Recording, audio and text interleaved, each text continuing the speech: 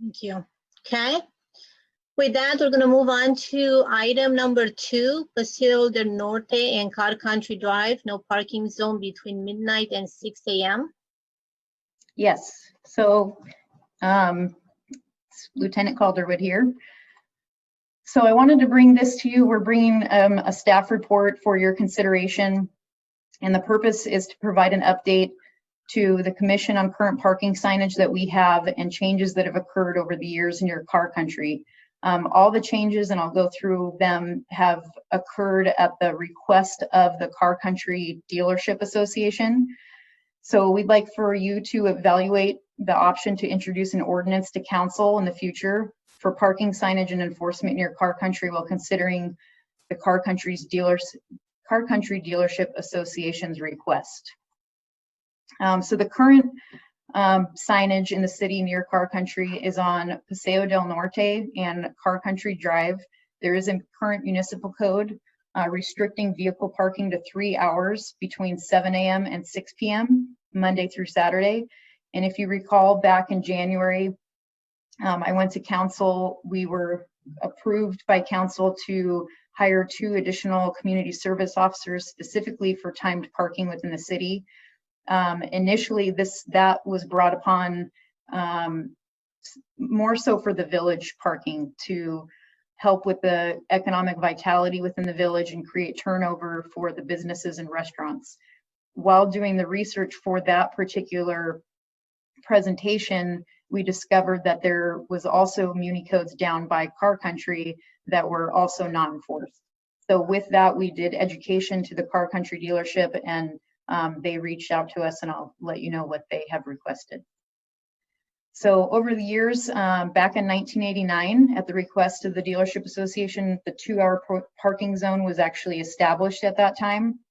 It was placed on both sides of Paseo del Norte and Car Country, and the parking restrictions were from 8 a.m. to 6, Monday through Friday. Then fast forward to 1993, at the request of the Car Country Dealership Association, the parking restriction on just the easterly and southerly sides of Car Country Drive was changed to no parking between the hours of midnight and 6 a.m. So council approved that in 1993 to just the southerly and easterly ends, and then they kept Paseo del Norte to the 2-hour parking. So in April of this year, I received a letter from the Car Country Dealership Association requesting that the remaining 2-hour parking zone on the westerly and northerly sides of Car Country, and then the remaining 2-hour parking zone on Paseo del Norte from Cannon to Car Country be amended so that it is all uniform and that there is just one blanket, no parking between the hours of midnight and 6 a.m. In the most recent letter from this year in April, the Dealership Association, which is comprised of all the dealerships there that are affected, stated that the business landscape has changed significantly since 1989 with their initial request, and the number of dealers, the volume of sales have increased. They also stated that they have created on-lot parking for their customers, and many dealers have invested in off-site parking as well as million-dollar multi-story parking garages. So the recommendation is for you guys to receive this report on Car Country parking and evaluate introducing an ordinance to council at a future date, which would amend sections 10.40.072 as well as 10.40.073 of the Carlsbad Municipal Code.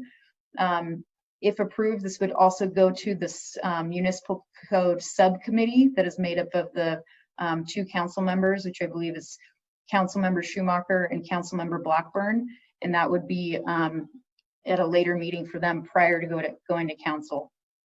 But this would establish no parking zones between midnight and 6 on both sides of Car Country Drive and PDN from Cannon to the intersection of Paseo del Norte and Car Country Drive. In the amount not to exceed $6,500, which would be the cost to take out the existing signage for the 2-hour parking and place in new signage. And that's all that I have. I can answer any questions if Anybody Okay, have thank any? you, Lieutenant. Do we have, let me make sure I see all the commissioners. Okay, do any commissioners have comments or questions? Chair Gokin, may I interrupt for a second? May I ask Lieutenant Calder to stop sharing during the discussion? That Yes. was a request from the public. They don't see when it starts the discussion if we still keep the sharing of the video. So this goes for all of us. When it's over the presentation, stop sharing. Thank you. Thank you, Ellie. Okay, so do I have any comments or questions from any of the commissioners? Okay, Commissioner Pensier.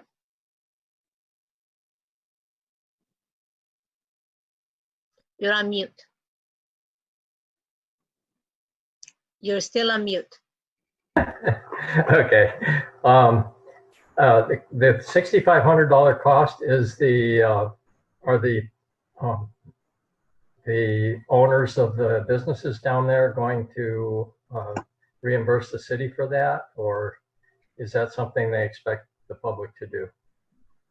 At this point, it's something that in the past that we have paid for.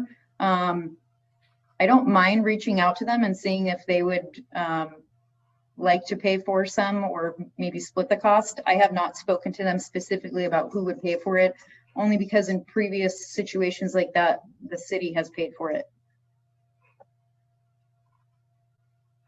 Okay. So once, Commissioner Linke. Yeah, I didn't really have any questions other than the one that Commissioner Pensier has just asked, whether, I don't know what the past, what we've done in the past with other groups that have asked for this. I think that these signs have been up since for the last 20 or so years. So, and it's not a huge cost. So I wouldn't mind the city paying for it, but I don't know what the past precedent is. I could answer that. Typically, if it's in our right-of-way, all of the traffic control devices in the public right-of-way are the responsibility of the city. And so parking signs are official traffic control devices. They're the responsibility of that agency. And in the past, we have paid for all the signage in the public right-of-way. But it wouldn't be unusual to ask to possibly share the cost. So this happened in the past. Because at this point, the request is for their business, right? It does not affect the public or the residents? Well, it does affect the public just in the fact that people that are showing up as customers and even people that may park there to walk down to the company stores or across the street to the restaurants are affected. Okay. So the recommendation, what will we be voting on right now? So right now you would just be voting on whether you think that we should recommend the ordinance to council, the amendment. And then if you do, then it would go to the subcommittee prior to going to council for the Muni Code, which is a new thing that we're doing. Okay. Do I have a motion? Commissioner Fowler? Sorry about this question, but I've read over it and I've listened to you. So I don't understand exactly what's going on. It's more than just signs, right? I mean, so the current do the signs, the point of the signs only document for public consumption the rules that exist now, or are there actual rules changes taking place? So the signage that is for currently for 2-hour parking, or sorry, 3-hour parking would be changed completely. So you can park there for more than 3 hours and you just would not be able to park overnight. So, okay. And the reason that they had requested that back in 1993 for a couple different areas around Car Country is they didn't want people parking in overnight for long periods of time. So yeah, no, that's fine. So it actually is updating the signs, but there's no change to the actual requirements for or the availability of parking? Oh, there is. Okay. Okay. So